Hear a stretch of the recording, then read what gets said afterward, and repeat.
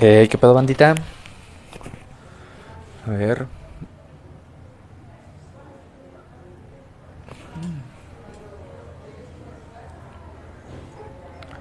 ¿Qué pedo, bandita? ¿Cómo están? Vamos a hacer un breve live el día de hoy. Eh, Quizá no sea el mejor momento para hacerlo, considerando que son las fiestas patrias. ¿Quién carajo quiere hablar ahorita de cosas amargas? Eh, Ahorita se preguntan por qué está diferente el stand. Pues miren, nos encontramos en Zitácuaro, Michoacán, la casita en la que crecí, que sería la cuna del gobierno de este país, por medio del live. También nos pueden ir mandando mensajitos de temas que les gustaría platicar. Y pues hoy, aprovechando que estamos en vísperas del festejo precisamente de la independencia de México, pues me gustaría hablar un poquito de eso, del tema de los nacionalismos y del patriotismo, ¿no? Que al final del día, este es el tipo de fechas en el que más hablamos del tema, en el que más se exacerba el sentimiento por la nación. Pero creo que es un buen momento también para reflexionar, ¿no? Sobre lo malo que esto puede resultar. Entonces, vamos a esperar a que checar que todo esté sonando bien. Si creen que no está sonando bien el audio, pues obviamente ahí nos pueden poner en los comentarios. Entonces yo los estoy checando. Bien, pues vamos a darle. Ya, yo creo que basta de... A ver, ahí está. Sí, seguimos transmitiendo. Venga. Ok, pues ahora sí, vamos a hablar de nacionalismos. ¿Qué es el nacionalismo? ¿No? En teoría, al menos en cuanto a definición, se supone que el nacionalismo es una especie de sistema de creencias, principalmente culturales y también en un nivel de sistema político, en el que se exacerba la idea de que una nación tiene el derecho, por su simple existencia, de proteger su propia cultura, su propia identidad, su soberanía sobre la tierra y obviamente pues el control de gobierno sobre su propio estado, ¿no? Entendiendo el estado como esta mezcla entre territorio, pueblo o ciudadanía y un gobierno específico. Bien, considerando esto, pues los nacionalismos en cuanto a lo positivo tienen esto, ¿no? La protección de la soberanía de una nación, que es el podernos proteger de naciones externas, de sus intereses, que bien podrían no convenirnos a nosotros. Ese es el objetivo del nacionalismo.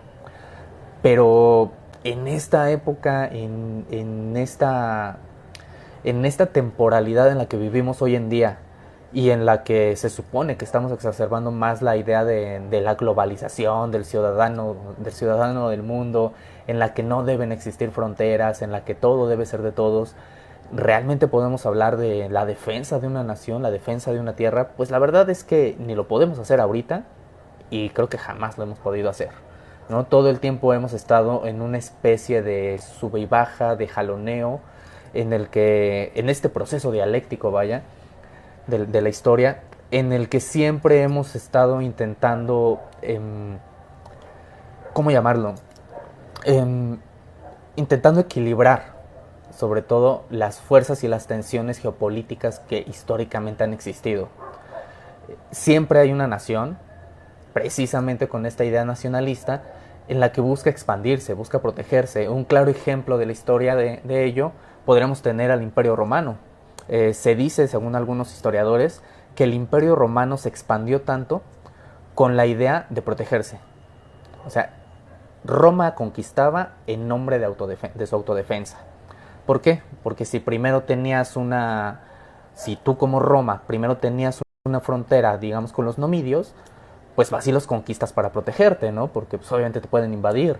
Ah, pero pues ahora tienes una frontera con los cartagineses, pues vas y los conquistas para que ya no sean un problema. Y después tienes un problema con los galos, y después tienes uno con los espartanos, y después tienes un problema con todo el mundo, y obviamente se tenía que expandir, ¿no? O sea, y cada vez tenía más fronteras más amplias que proteger de los bárbaros, que ellos llamaban así porque eran extranjeros. Y en esa retórica nacionalista y de imperio, obviamente, pues se expandieron y tuvieron que absorber un montón de naciones a su alrededor, ¿no? Que aquí es donde podemos hablar también de un concepto bastante interesante, un poquito más estudiado en la actualidad, que son los etnonacionalismos y los multiculturalismos, ¿no? O sea, que hoy en día los países ya no podemos hablar de de un nacionalismo per se o de un patriotismo per se, porque algo que caracterizaba a los nacionalismos es precisamente el poder compartir una misma idiosincrasia, una misma forma de ver el mundo, una misma forma de relacionarse con tu gobernante o gobernar o con otros países, una misma forma de pensar, al menos al nivel cultural, ¿no? Pero hoy en día ya no podemos hacer eso. Entonces, primero, porque empezamos a tener todo un proceso de migraciones que trajeron extranjeros a este país y que ya son de este país, ya son mexicanos, por ejemplo, pero que tienen otra cultura, que comparten otra religión, que comparten otras idiosincrasias.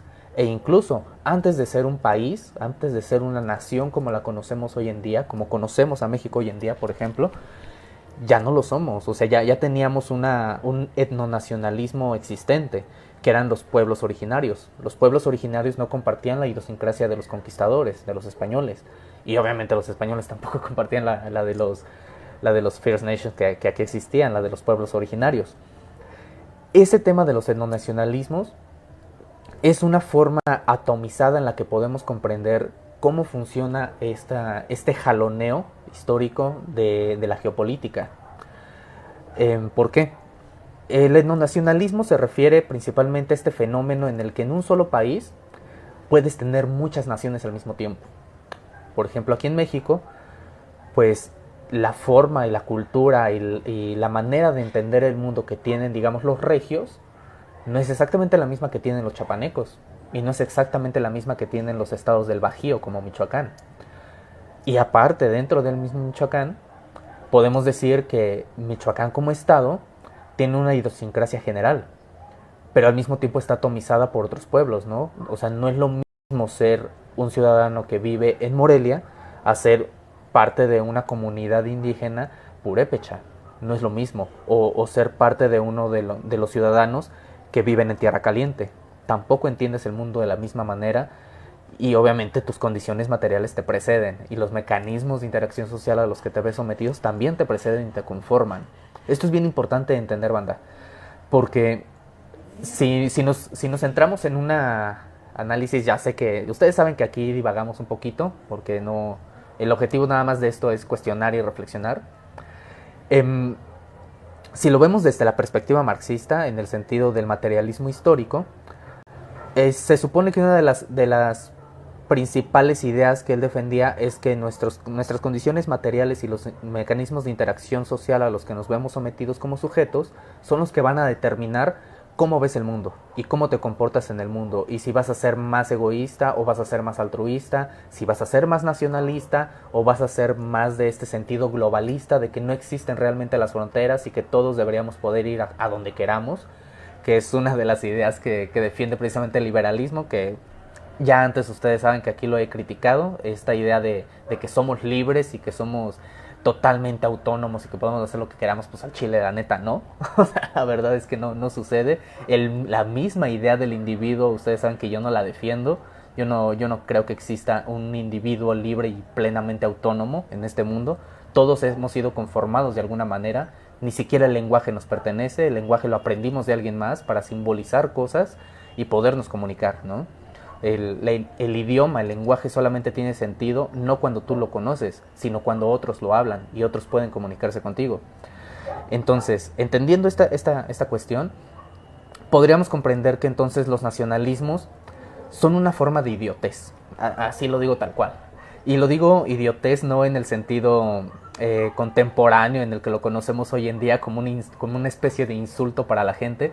No, lo digo idiotez en el sentido puramente etimológico de la palabra, que viene precisamente de la raíz griega, idiotes, que significa una persona que solamente se ocupa de sus asuntos individuales, desdeñando por completo los asuntos públicos, los asuntos que sí le afectan a él, pero como son públicos y también tienen que ver con los demás, decide no involucrarse debidamente, ¿no? Entonces, para mí al menos, los nacionalismos son un poco eso, son un poco esta cuestión de una especie de vivir en un sopor de idiotez, ¿sabes? En el que solamente como nación te cuidas tú y te proteges tú y tus intereses, pero hay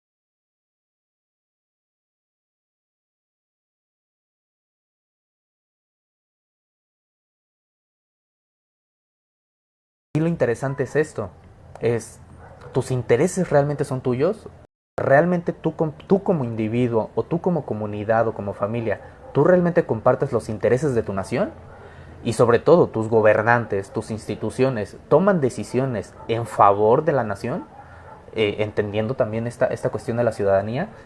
Y pues yo creo que la mayoría de las personas y la mayoría de los países hoy en día ni siquiera podríamos defender ese argumento. No podríamos decir que nuestros gobernantes toman decisiones a nuestro favor. Por ejemplo, a partir de al menos hasta a principios de los ochentas, México sí traía un muy marcado discurso nacionalista en el que los presidentes anteriores, sí, ya sé que todos odiamos al PRI, eso no es novedad para nadie, pero esos presidentes todavía traían este discurso nacionalista y patriotista, ¿no? De hay que proteger nuestra soberanía. Un claro ejemplo de esto fue Lázaro Cárdenas, ¿no? Con esta cuestión de quitar las manos de la privatización del sector privado, quitarlas del petróleo y nacionalizarlo.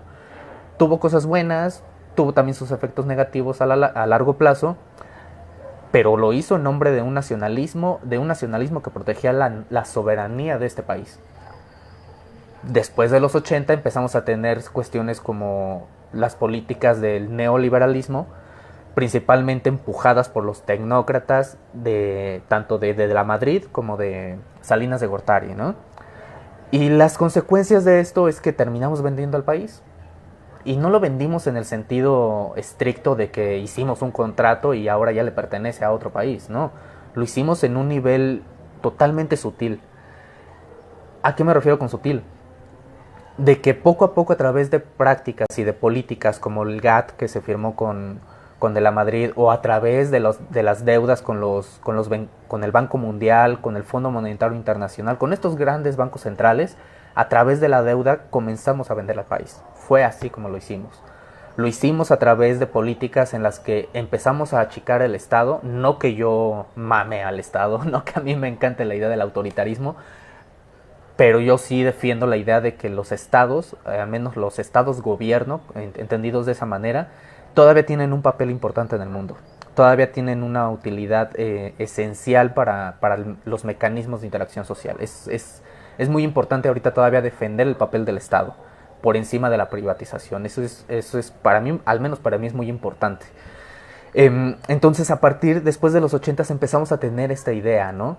Yo creo que los principales nacionalistas, o al menos en cuanto al discurso, que empujaron estas ideas y que hoy estamos pagando el precio de esto, fueron no solamente los tecnócratas mexicanos, sino personajes de la historia como Margaret Thatcher en Reino Unido o como Ronald Reagan en Estados Unidos, que a través de sus políticas como el Trickle Down Economics, que a grandes rasgos, para quienes no conozcan ese proyecto, en teoría se supone que lo que se buscaba era ver a la sociedad como una pirámide, en la que la base de la pirámide son los trabajadores, son los obreros, que tienen que producir mucho para que a través de su producción empiecen a acrecentar no solo la producción, sino las ventas, las ofertas, la demanda, satisfacer toda esta cuestión del mercado empezar a generar más riqueza para llevarla a los siguientes niveles de la pirámide, y en teoría el Trickle Down Economics promete que toda esa riqueza que se genera en la punta de la pirámide llega a una masa crítica tal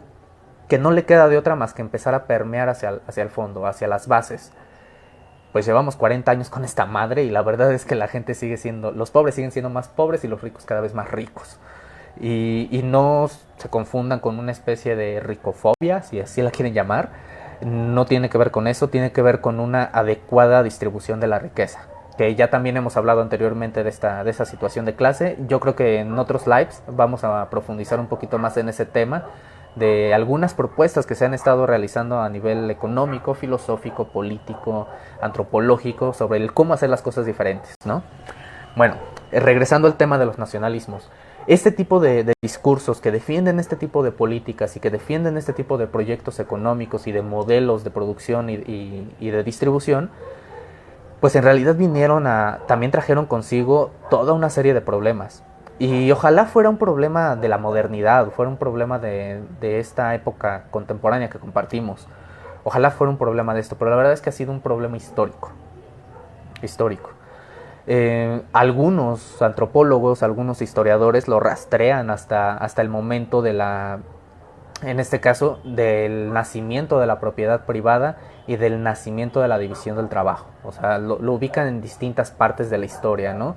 Que en el momento en el que la primera persona que salió a decir esta tierra es mía y le pongo una cerca y me pertenece a mí, tú no puedes entrar, según Jacques Rousseau, en el contrato social, él decía que él fue el fundador de la sociedad civil, esa persona que hizo eso. ¿Por qué? Porque fue cuando empezó a agarrar forma el proyecto del sedentarismo. Y el sedentarismo tuvo un avance tecnológico enorme en la historia de la humanidad, uno de los principales, que es la agricultura. Pero ¿qué pasa cuando una tribu deja de caminar? ¿Qué pasa cuando una tribu se apropia de una tierra y dice que ahora es suya? Pues lo que sucede es que, por ejemplo, en esa época en la que teníamos esta división entre sedentarios y nómadas, pues los nómadas no es que ellos no frecuentaran una tierra y siempre estuvieran de pata de perro, no, para nada. Lo que sucedía con los nómadas es que constantemente estaban en transición, pero siempre visitaban los mismos lugares en ciertas fechas, en ciertas épocas en las que sabían que era lo más adecuado estar ahí. Entonces, la retórica que se defendía con los nómadas es que para ellos existía la tierra, mientras que para los sedentarios existe mi tierra, mi propiedad. Eso cambia todo. Esa simple palabra cambia todo.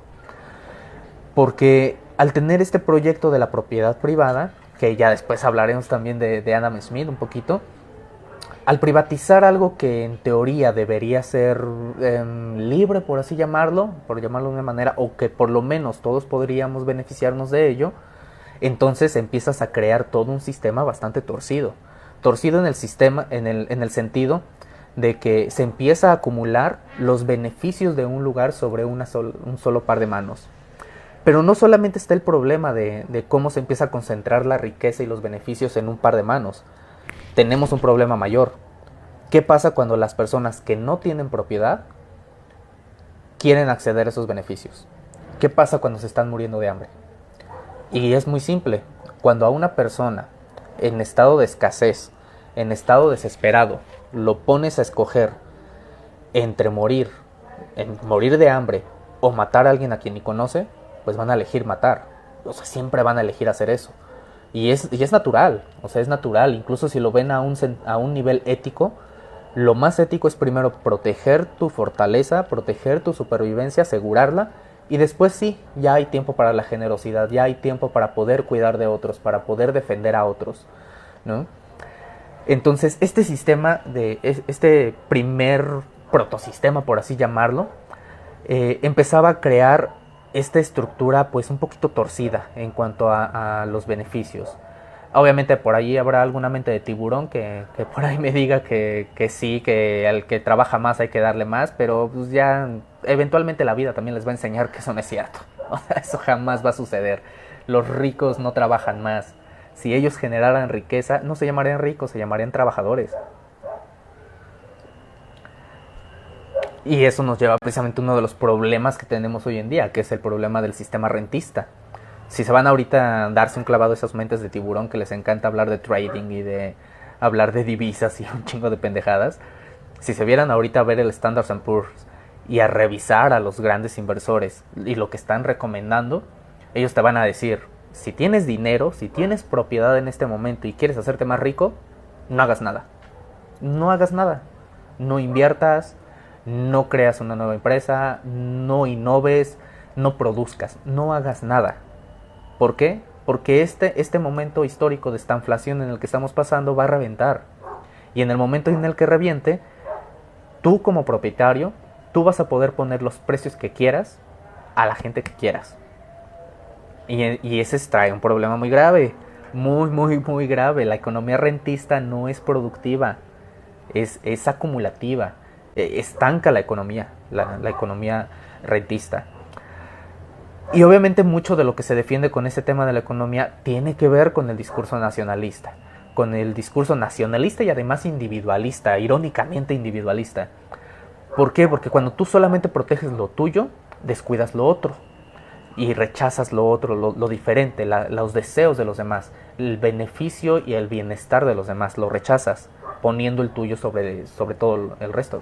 Mira, de hecho, bandita, ya, como pequeño paréntesis, pueden checar cómo se ve de preciosa la ciudad aquí en el fondo. Así es, banda, crecí con esta vista y por eso creo que me cagan las fábricas y las cárceles y las escuelas y todo lo que tenga que ver con rejas y con ventanas. O por lo menos con paredes. Me caga ese pedo. Pero el punto es que en el tema de los nacionalismos tenemos que ser muy cuidadosos. Hasta este punto yo no digo que no debas sentirte orgulloso de ser mexicano, por ejemplo, en estas fechas. Yo no digo eso. Lo que digo es que tengas mucho cuidado de a dónde llevas tus discursos, hasta dónde los llevas. ¿Por qué? Un ejemplo reciente, tendríamos lo que sucedió en el 2021, el 6 de enero del 2021 en el Capitolio, con todos estos fanáticos trompistas, que son unos rednecks de la chingada, la neta, son súper racistas, súper xenófobos, súper nacionalistas, súper patrióticos, están a favor de las armas, totalmente en contra de la regulación, a menos claro que seas negro o seas latino, entonces sí deberías regularte y no deberías tener armas, todo el mundo lo sabemos. Y fueron a invadir el Capitolio pues porque no ganó su Mesías, ¿no? Porque no ganó Trump.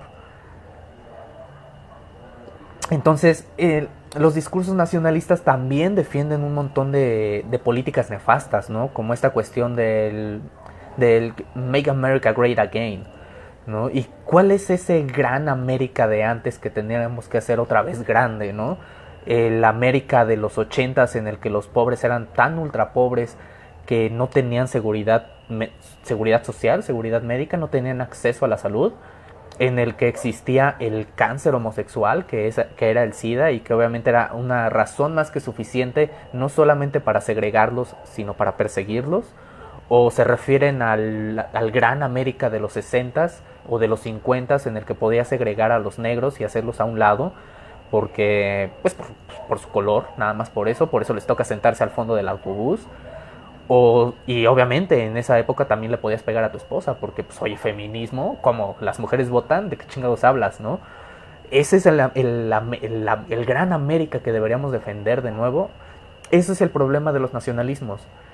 ¿Hasta qué punto llevas el discurso y qué es lo que estás defendiendo sin darte cuenta, ¿no? O lo que sucedió en Alemania, que después de una fuerte crisis, después de verse realmente humillados por el resto de Europa durante la Primera Guerra Mundial, su idea de nacionalismo, su idea de patriotismo, de la protección del orgullo alemán, encumbró un proyecto político que eventualmente, que a nivel económico, pues sí ayudó a Alemania enormemente, pero a nivel global, a nivel humanitario, provocó una de las peores monstruosidades que hemos hecho en la historia de la humanidad, la Segunda Guerra Mundial. Y fue en nombre del nacionalismo y fue en nombre de una religión nacionalista que decidieron que era buena idea exterminar a 6 millones de judíos y gasearlos. O sea, no crean que los alemanes se volvieron malos porque Hitler llegó al poder. No, ellos ya tenían una ideología nacionalista y antisemita que se venía maridando por siglos, llevaba por lo menos 4 siglos maridándose, con discursos, por ejemplo, los de Martín Lutero, cuando en una de sus 72 tesis literalmente decía: a los judíos hay que perseguirlos, hay que quemar las sinagogas, hay que matar a los rabinos y al resto de los judíos hay que esclavizarlos. Eso decía Martín Lutero, el padre del reformismo, el padre del luteranismo, el padre de toda esta corriente protestante cristiana. Él decía eso, él defendía eso. Era tanto su amor cristiano y tanto su nacionalismo alemán, era tanto que consideraba que era buena idea matar humanos y esclavizarlos.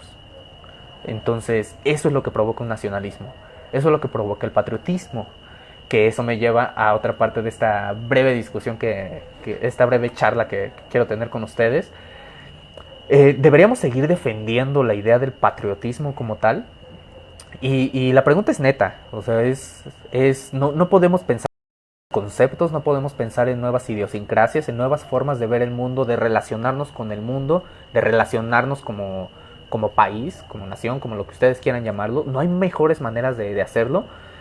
Y con esto me quiero ir a un concepto que he revisado al menos por encimita, de antropología. No tiene mucho que me topé con estos conceptos, que es el concepto de patriotismo y de matriotismo, a través de otros dos conceptos, que es patrolocal y matrilocal. Estos dos conceptos últimos que les acabo de mencionar se entienden en antropología y también en biología como una suerte de sistemas o de sistemas de organizaciones, de tribus o de especies, que definen quién es el que lleva el centro y quién es el que tiene el control de las relaciones o de los vínculos sociales necesarios para proteger la tierra. Por ejemplo, nosotros como seres humanos somos muy similares con muchos otros mamíferos, como los chimpancés, por ejemplo. Los chimpancés, que es una de las especies con las que compartimos creo que como el 94-96% de nuestro código genético, tienen una lógica patrolocal. Esto quiere decir que sus relaciones, que los machos son los que heredan la tierra. Los machos se quedan en un solo lugar, ellos tienen los vínculos sociales con otros machos, y las hembras vienen de círculos sociales ajenos. ¿Cómo es que vienen de círculos sociales ajenos? A través de la guerra. Bueno, no sé si llamarlo guerra como tal en el tema de los chimpancés, en el caso específico de los chimpancés, pero es a través del exterminio de los externos, ¿no? Cuando un grupo de chimpancés encuentran una nueva región con nuevos recursos, lo que hacen es lanzar ataques contra la manada contraria hasta exterminar a los machos, matarlos por completo, robarse a las hembras y robarse sus recursos y su tierra. Eso es lo que hace un sistema patrolocal. El exterminio de la otra manada o de la otra tribu, en el caso de los humanos, exterminar a otra tribu, robarte sus recursos y robarte a sus hembras. Y seguramente aquí habrán personas que se pregunten: chingue, ¿por qué a las hembras, no? O sea, ¿somos machistas o qué pedo? Pues más o menos, o sea, sí y no. Y esto es a un nivel biológico. Y es porque la guerra, en el caso específico de los humanos, la guerra siempre ha sido un fenómeno de hombres, siempre ha sido una cosa de hombres. Y no crean que estoy intentando ser machista en este sentido, o que no reconozca yo el valor de las mujeres. Al contrario, reconozco el papel que tienen en la guerra. ¿Por qué digo que la guerra es una cuestión de hombres? Pues porque lo pueden ver, por ejemplo, en la Biblia. Pueden ir a revisar los libros de Reyes o los libros de Números. Casi todo el Antiguo Testamento lo pueden revisar. Y uno de los discursos que constantemente se van a estar encontrando es precisamente el de Yahvé pidiéndole a su pueblo que conquiste a tal pueblo, que destruya a tal pueblo, pero siempre pidiéndoles dos cosas en particular: quédate con su ganado y quédate con sus vírgenes. Esas son las dos cosas que el amado Dios que tenemos les permitía a su pueblo elegido. Mata a los bebés, mata a las mujeres casadas, mata a los hombres, destruye todo, pero te puedes quedar con su ganado y te puedes quedar con sus vírgenes. Digo, al menos los chimpancés, que se supone que son menos evolucionados, por lo menos dejaban vivas a todas las hembras. Entonces, en este caso, el patriotismo se lleva en ese sentido, ¿no? Tiene esta connotación de lógica a un nivel muy subjetivo, muy inconsciente, en el cómo te vas a relacionar con otros pueblos, con otras naciones, con otras tribus. Y la relación es que, como parte de una organización patrolocal, pues vas a estar siempre en pie de guerra. Porque un día se te van a acabar los recursos y un día se te van a acabar las hembras. Y se supone que no tenemos que recurrir al incesto, ¿no? A menos, claro, que seas de la realeza o que seas de Monterrey o de un lugar así, pues claro que el incesto parece que está bien, no sé por qué. Pero a menos que seas de ellos, pues entonces sí puedes hacer eso, ¿no? Esto podría ser Game of Thrones fácilmente. Si no eres un Targaryen, por favor no te cojas a tu prima. Entonces, ahí la cuestión es que, al menos en el fenómeno de la guerra, sí ha sido una cuestión más de hombre por esta lógica patrolocal, debido a una cuestión puramente biológica, y es la reproducción. ¿Por qué la reproducción? Los machos, para reproducirse, solamente necesitan tener un orgasmo y ya. O bueno, ni siquiera un orgasmo, solo tienen que eyacular y ya. Eso es lo único que tienen que hacer para reproducirse. Pero ¿qué necesitan las hembras? Las hembras, mamíferas de cualquier especie, necesitan embarazarse, dar a luz, lactar y cuidar de la cría.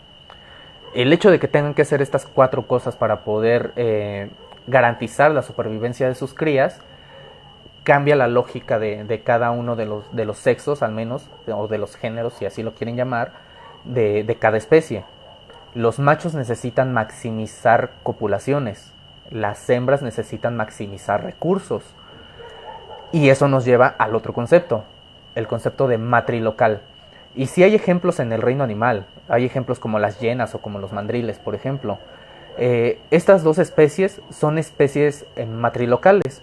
Esto quiere decir que el territorio y las relaciones o los vínculos sociales dentro de la especie los tienen las hembras, no los machos. Las hembras son las que heredan la tierra, las hembras son las que protegen a la tribu, las hembras son las que organizan a la tribu. ¿Y por qué es diferente de una sociedad patrilocal? Porque mientras que los machos tienen que maximizar copulaciones, las hembras tienen que maximizar recursos. Esto quiere decir que cuando quieres maximizar recursos, primero, si tienes que ampliar tu territorio, no necesitas exterminar a una tribu entera. Solamente necesitas matar a la cantidad de enemigos necesarias para sacarlos de ahí, para hacerlos a un lado. Y tampoco te tienes que robar a sus hembras o a sus machos. No manches, ¿para qué te los vas a robar si solo se van a comer tu comida? Mejor déjalos ir, o sea, que se larguen y mantienes el control sobre la región.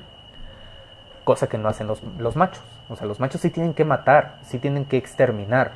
Porque a nivel genético, la mejor estrategia de supervivencia y de una guerra siempre será el exterminio del otro y la conservación de sus hembras para que te sigas reproduciendo. Las especies matrilocales no hacen eso. No necesitan del exterminio, solo necesitan del dominio, que es algo muy distinto. Y esto nos lleva precisamente a que dentro del discurso del nacionalismo, y si lo queremos llevar ya al otro punto, matriotismo, que es una idea que a mí me gustaría proponer, digo, pues ahí la pueden reflexionar si quieren. ¿Por qué pensar en matriotismo en lugar de patriotismo? Al menos en la historia de la humanidad, hasta el momento, o al menos hasta donde yo he revisado y yo he leído, no me he encontrado el caso de una sola mujer en la historia de la humanidad, en la historia de los líderes de estados, y que hay muchas lideresas de estados a lo largo de la historia. No me he encontrado a una sola que organizara ejércitos e invadiera tierras con la única intención de exterminar. No me he encontrado a ninguna. Cleopatra no lo hizo. Cleopatra estaba protegiendo intereses y estaba protegiendo a su pueblo. Catalina la Grande tampoco lo hizo. Ni siquiera las dos Elizabeth, tanto la primera como la segunda que acaba de fallecer, ninguna de las dos tomó esta idea con el objetivo de exterminar pueblos, sino lo hicieron y organizaron y mantuvieron en pie de guerra con la única intención de defenderse, de proteger a su pueblo, o por lo menos de tener algún sentido virtual de estabilidad y de paz. Nada más. Porque su idea o su programación genética, si así lo quieren ver, es la de maximizar recursos. No vas a desperdiciar recursos en una guerra. Lo cual nos lleva al otro ejemplo contemporáneo que tenemos sobre el problema del nacionalismo: Ucrania. Lo que está sucediendo últimamente en Ucrania, estos últimos meses, la verdad es que no es ninguna novedad. O sea, no es ni de chiste una novedad. Eso también es un conflicto que lleva bastantes décadas marinándose. Incluso se lo podemos achacar a la crisis de los Balcanes, a la caída del muro de Berlín, al problema del capitalismo, al problema del neoliberalismo. O sea, sí se lo podemos achacar a todas esas cuestiones, porque como lo dije en un inicio, desde la perspectiva marxista, las condiciones materiales y los mecanismos de interacción nos conforman. Si tienes un país como lo es Ucrania, que es altamente productivo, sobre todo en grano, y sobre todo también en extracción de algunos energéticos, si lo mantienes inestable, entonces puedes aprovecharte de sus recursos. ¿Y a quién beneficia este problema que hay en Ucrania? Pues Estados Unidos. ¿Quién le ha estado vendiendo gas 3 veces más caro de lo que lo pagaban a la Unión Europea? Estados Unidos. Ellos están vendiéndolo. ¿Quiénes eran los que estaban en contra de la apertura y del desarrollo, de la construcción, del desarrollo y de la apertura, de la inauguración y del pleno funcionamiento del Nord Stream 2 de Rusia, para poder dar esos energéticos mucho más baratos y y de manera más eficiente y limpia a la Unión Europea? Estados Unidos estaba en contra de eso. Obviamente no quieres que tus clientes se te vayan, ¿no? Y ese es uno de los problemas que están teniendo esos dos países, tanto Rusia como Ucrania. Están protegiendo y están teniendo todo este conflicto bélico por cuestiones materiales y económicas, pero bajo el pretexto de un nacionalismo. Bajo el pretexto, por ejemplo, de Ucrania, de que no se quiere dejar controlar por Rusia. Y pues que así independiente te iba muy chingón que digamos, pues la verdad es que no. Estaba buscando unirse a la Unión Europea, y no solo a la Unión Europea, sino también unirse a una de las organizaciones más sin sentido desde hace 30 años, la OTAN. Ya no tiene razón de ser, la OTAN no tiene por qué existir. Pero en fin, ahí la tenemos, ¿no? Ahí dando lata y manteniendo inestable el mundo, porque pues obviamente tenemos una de nuestras principales industrias dentro de una lógica mundial de geopolítica nacionalista y patriotista, y por lo tanto machista. Tenemos toda una industria que nos da muchísimo dinero, y es la industria militar. ¿Cómo mantienes viva la industria militar para que te siga dando dinero?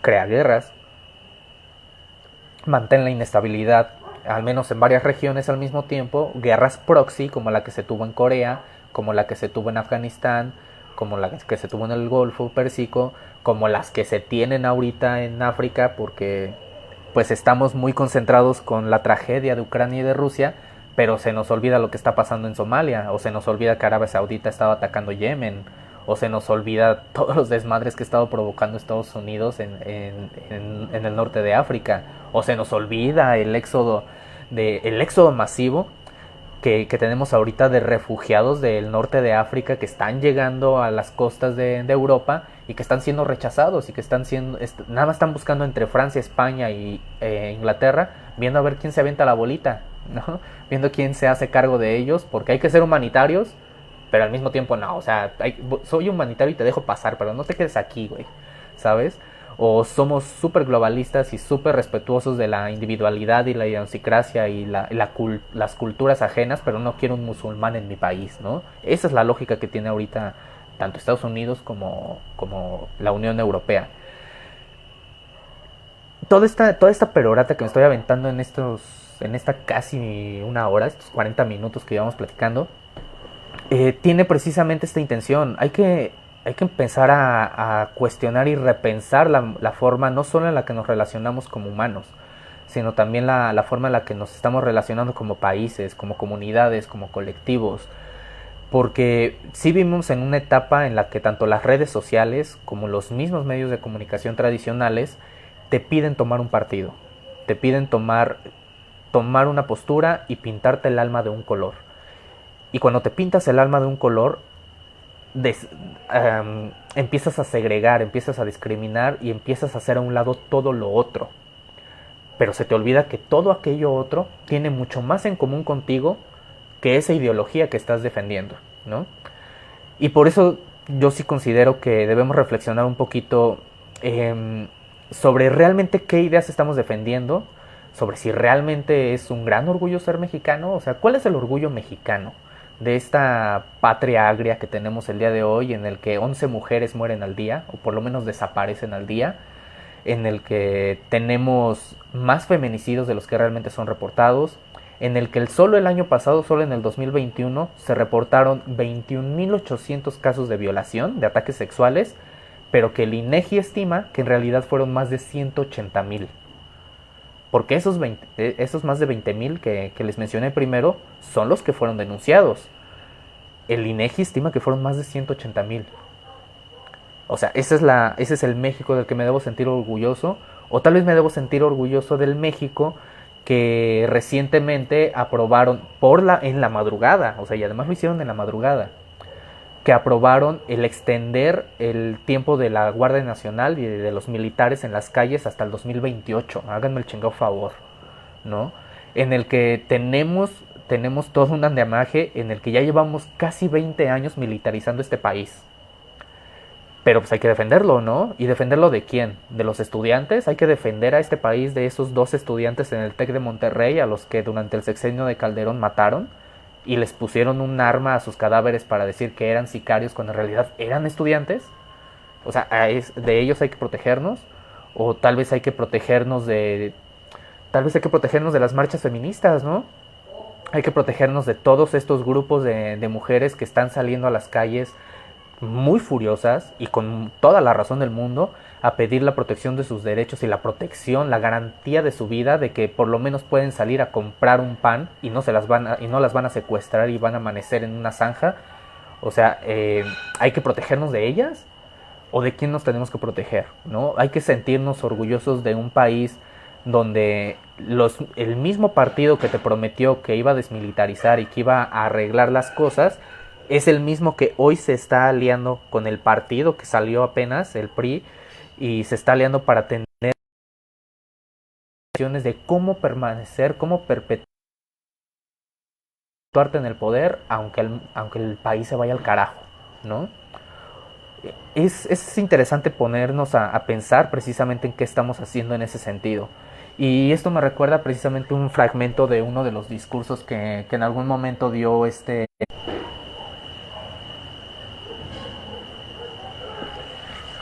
se nos fue un poquito la conexión, banda. Les comentaba, me recuerda un pequeño fragmento de Ricardo Flores Magón, que hizo de un discurso llamada La patria burguesa y la patria universal, ¿no? Que decía él, y aquí voy a citar, espero que no se nos vaya mucho mientras leo esto, decía, y bien, ¿qué patria tiene el pobre? El que no cuenta más que con sus brazos para ganarse el sustento, sustento del que carece si el amo maldito no se le antoja explotarlo. ¿Qué patria tiene? Porque la patria debe ser algo así como una buena madre que ampara por igual a todos sus hijos. ¿Qué amparo tienen los pobres en sus respectivas patrias? Ninguno. El pobre es esclavo en todos los países, es desgraciado en todas las patrias y es un mártir bajo todos los gobiernos. Las patrias no dan pan al hambriento, no consuelan al triste, no enjuagan el sudor de la frente del trabajador rendido de fatiga, no se interponen entre el débil y el fuerte para que éste no abuse del primero. Pero cuando los intereses del rico están en peligro, entonces se le llama al pobre para que exponga su vida por la patria de los ricos, por una patria que no es nuestra, sino de nuestros. Abramos los ojos, decía Flores Magón, abramos los ojos, hermanos de cadena y de explotación, abramos los ojos a la luz de la razón. La patria es de los que la poseen, y los pobres nada poseen. Cariñosa del rico y la madrastra del pobre. La patria es el polizonte armado de un garrote, que nos arroja a puntapiés al fondo de un calabozo o nos pone el cordel en el pescuezo cuando no queremos obedecer las leyes escritas por los ricos en beneficio de los mismos ricos. La patria no es nuestra madre, es nuestro verdugo. Estas eran las bonitas palabras que tenía Flores Magón en su momento para hablar de esta cuestión del patriotismo. Y la verdad es que sí estoy un tanto de acuerdo. Creo que sí es un buen momento para reflexionar quiénes son realmente nuestros aliados y quiénes realmente son nuestros enemigos. Y claramente los pobres de Estados Unidos, los pobres en Colombia, los pobres en Venezuela, los pobres en Chile, los pobres en Rusia, los pobres en Ucrania, los pobres en Corea del Sur y en Corea del Norte, los pobres en todos lados, tienen muchísimo más en común con todos y cada uno de nosotros que todos aquellos que defienden su nacionalismo, que todos aquellos que están defendiendo sus discursos de protección. Y pues hasta aquí voy a dejar este mensaje medio amargo porque sí, ya me estoy hartando un poquito. Pero es 15 de septiembre, soy mexicano, vamos a celebrar, me voy a terminar mi cafecito, me voy con mi familia y pues a comer garnachas, ¿no? Porque pues no puedo liberar a mi país de sus dolores, así que puedo comer papitas, ¿no? Y tengo Coca-Cola y tengo café, entonces, ¿qué más podemos querer, no? Entonces, ahí nos vemos, bandita. Si alguien, de todos modos, este mismo live lo voy a dejar colgado tanto en la página de Facebook de Mundo Mental, también lo vamos a transmitir en YouTube, lo vamos a estar subiendo después. De todos modos, constantemente vamos a reanudar otra vez el intentar hacer esto cada semana, si es posible. Porque recuerden que aquí nos interesa un poquito más tener algo medianamente valioso que decir y medianamente informado que decir, que simplemente salir a transmitir lo que sea. Entonces, nos vamos a estar viendo en las próximas